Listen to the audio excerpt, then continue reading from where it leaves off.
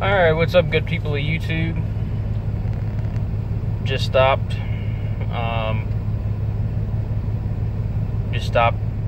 Just north of the Arkansas border with Missouri. About 46 miles to the next rest area. Just decided to go ahead and call it for the night. Was hoping to make good headway today. But such is trucking. You don't always make the headway that you really want to. You don't always make the headway that you wish you could sometimes. Just because of inconveniences like what happened today. Load wasn't scheduled to be picked up till 8 p.m.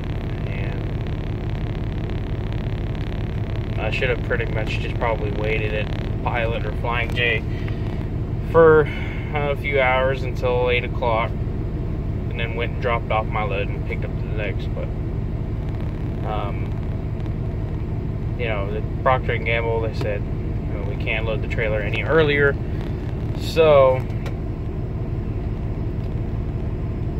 such is trucking. That is just the way it is.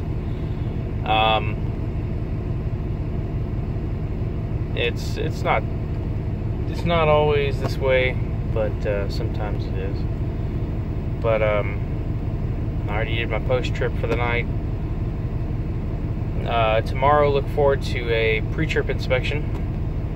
I'm gonna post one of those, and then sometime in the future here, you can expect maybe sometime in the future you could probably expect interior tour of the truck. Just got it cleaned up a little bit. It's a little bit of a mess, just because things have been hectic pretty much this whole week and last week. I was pretty much stuck running from Delta, Ohio to Pleasant Prairie, Wisconsin for a good 3 or 4 days. I mean, I might as well have been a day cab driver, but that happens every once in a while. It's not the norm, and that's something I want to that's something I want to address on this channel for people that are newcomers, and just for clarity, because I feel like there's a lot of misconceptions.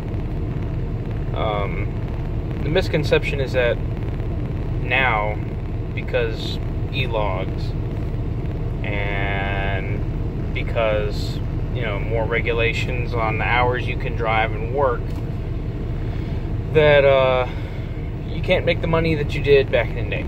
Well, that's partly true, but that doesn't mean the money isn't good in here. That doesn't mean that at all. It just means that the money is not quite as good as it was before. Although it depends on who you drive for. Now, you could be an owner-operator and have a truck that's 1999 or older, 1990 and older than that is exempt from the ELD laws regarding having electronic logging devices. So, you could do that, but more than likely you won't be allowed to run to California, because it's probably going to be a pre-emissions engine, and you probably have to pay a sizable amount of money on a rebuild of the engine before you take it out on the road if it hasn't been rebuilt already. Which I would say, if you're going to buy a used truck, especially that old, make sure it has a rebuild on the engine before you do that. You get a truck with 1.5 million miles or 1 million miles on it. It's been sitting for a while, or it's just been, the dog crap's been absolutely run out of it.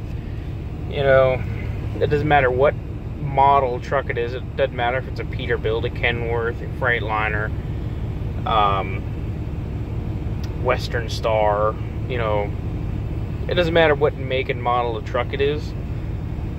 But more than likely, if you end up with a 1990s model Peterbilt or Kenworth, it's going to have a Caterpillar motor in it.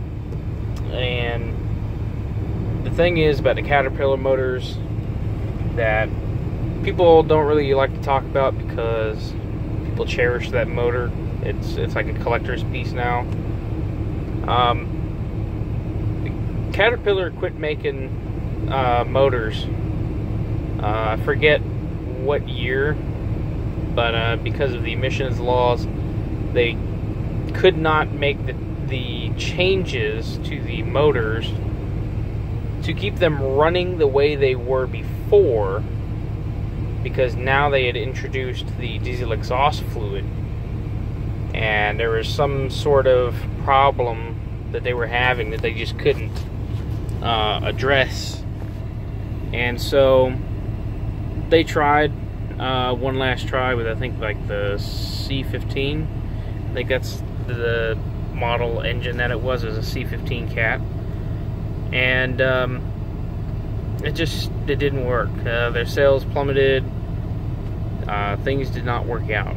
So they just decided, you know, screw it. We're done making Caterpillar motors.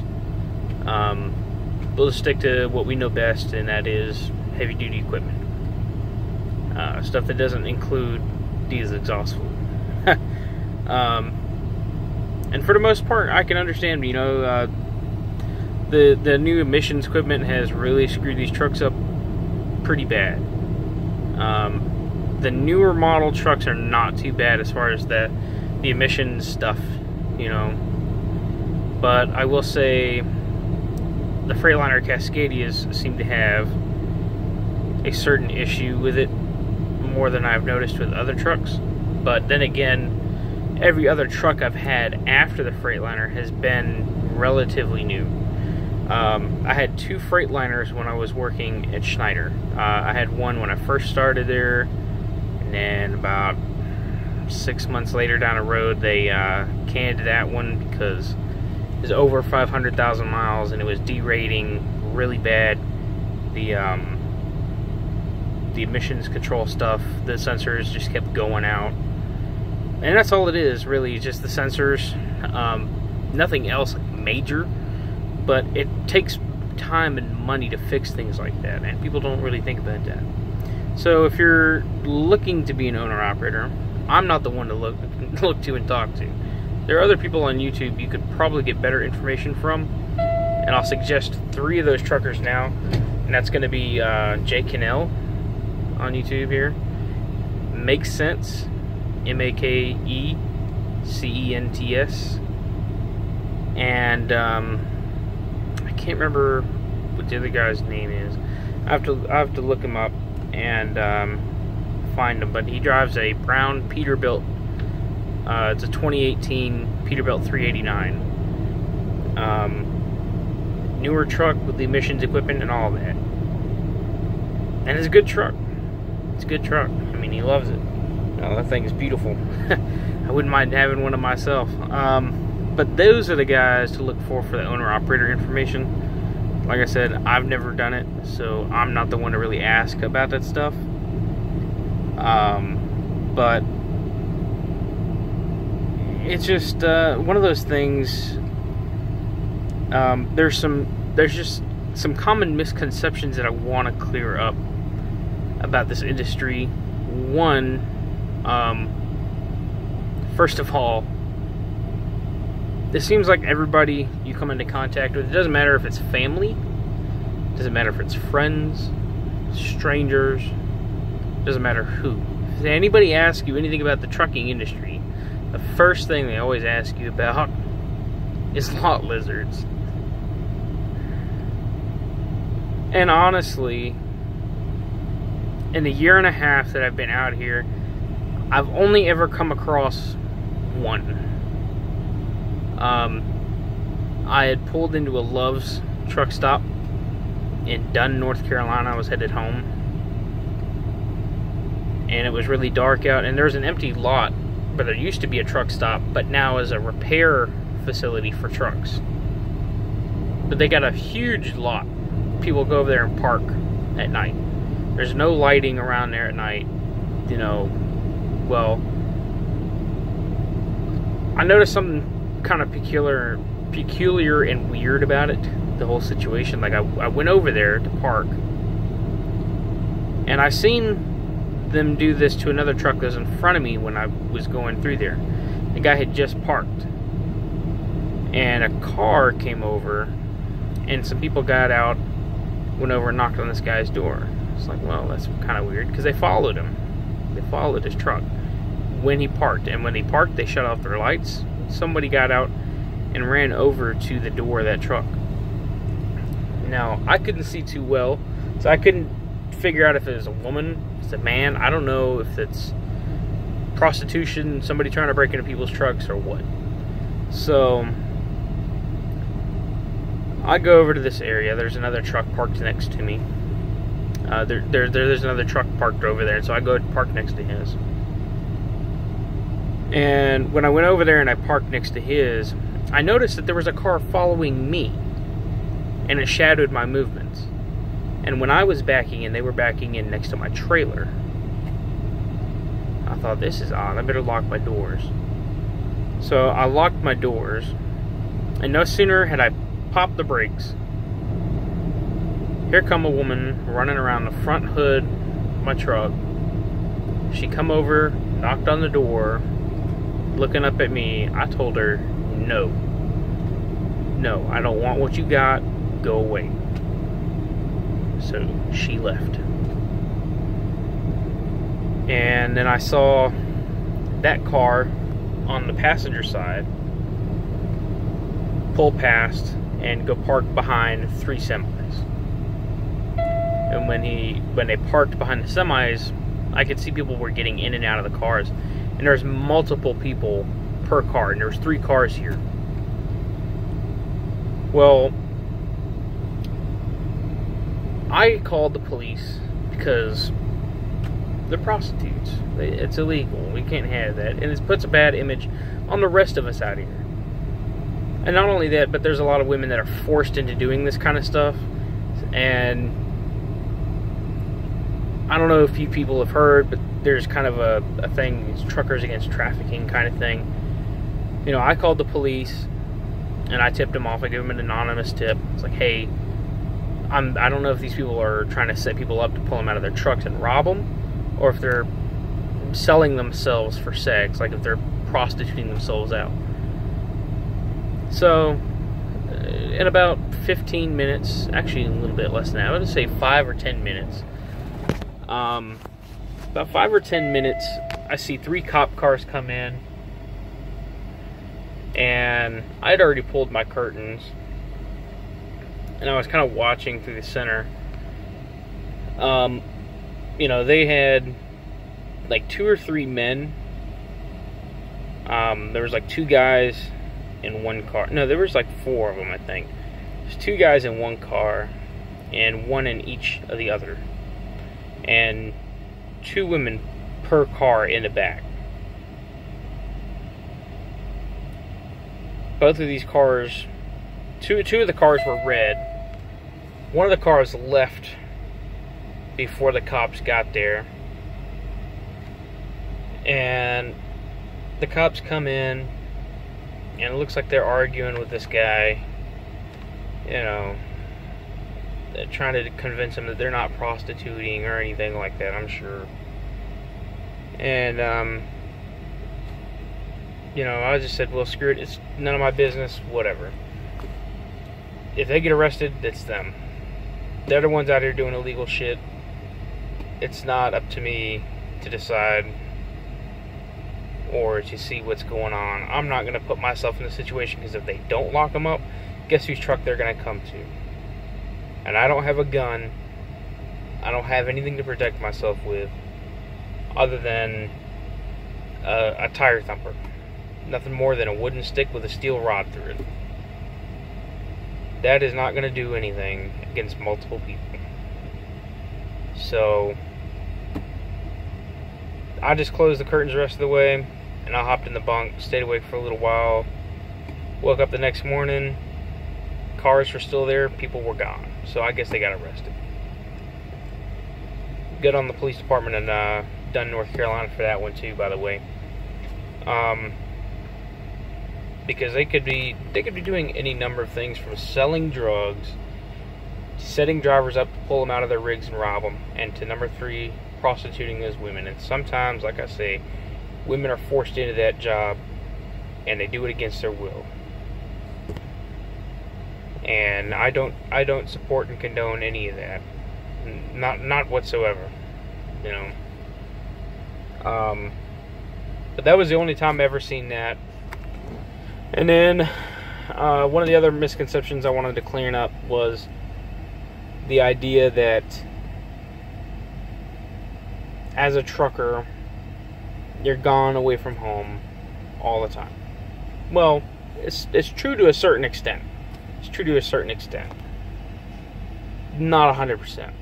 There are other jobs out here besides over-the-road trucking. You know, over-the-road trucking is not for everybody. It depends on your personality, what you like to do. You know, sometimes, you know, driving all day, every day, away from home, thousands of miles, is not for everybody. And that's just the way it is. But, there's local gigs where you can get on, even without experience, but you won't be paid a lot.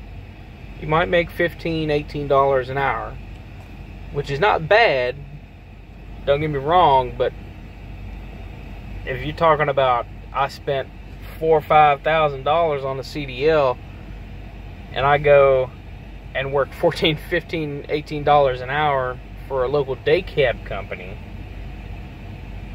you know, it just kind of, to me, it offsets how much I paid to get the certification, to get the license, and the effort it took.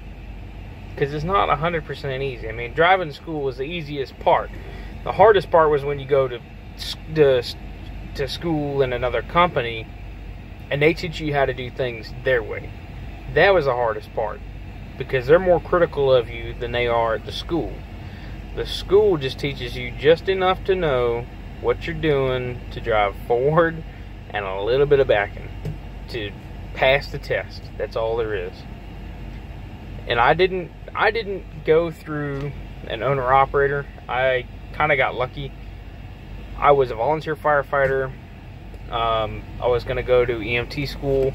It's going to be an EMT. It's going to make like $15 an hour. I figured that'd be a pretty sweet job, you know. And I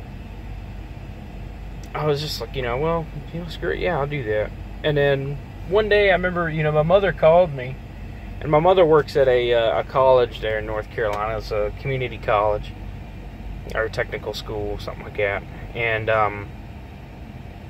she's like, well, what if I told you you could get your CDL for free? What? You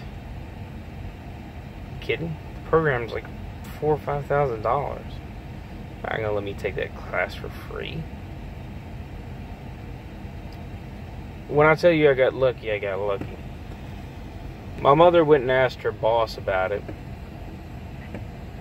You know, is there any way that my son could take the CDL course for free? He said, well, yeah, there's a provision in a school that allows immediate family members to take at least one college course for free, one college credit for free. So, yeah, he could take the CDL program. And I thought about it because, you know, I had the same misconceptions. I thought, I don't know about it, you know. I'm going to be home. I'm going to be a long way from home on my own, which I had never done before. Thousands of miles away, doing a job that I may not like. I'll tell you, when I first got in that driver's seat, I was scared.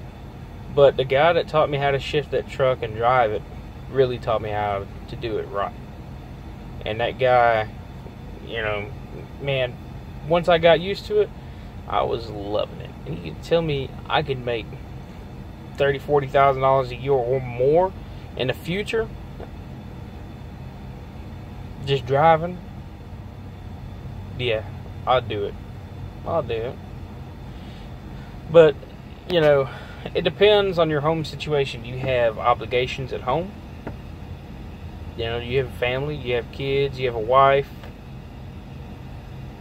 That's what they mean when this job is not for everybody. This career field is not for everybody. You know, this career, being away from home, because the minimum is 12 days out with this company, and I'll do that every once in a while, but for the most part I stay out 3 weeks to 4 weeks, you know, about a month. And this time I've been out a month. It'll be a month and 2 weeks. It's about a month and a half. But I did it because we have a date set up to throw a party for her grandmother's birthday, and if I did 12 and 12, that wouldn't work out. So we are, you know, it takes a toll. It does. It takes a toll on your woman, being away and whatnot. They don't like it. You know, I don't like it. But every once in a while, you know, it gives you your freedom, and it gives you the chance to be away from each other every once in a while, so you're not always constantly up underneath everybody, which is one thing I like. I like to have my space to myself a little while sometimes. I just like to be by myself. So that's a pretty nice thing about being an over-the-road driver, is if you find a woman that'll stick with you through it, 9 times out of 10, they'll stay with you, you know, because they understand and they're more supporting than most other women. But those are just a couple of misconceptions that I would like to clean up out of the way. And if I think about it any more later on, I'll make some videos. But yeah, tomorrow look for pre-trip video. And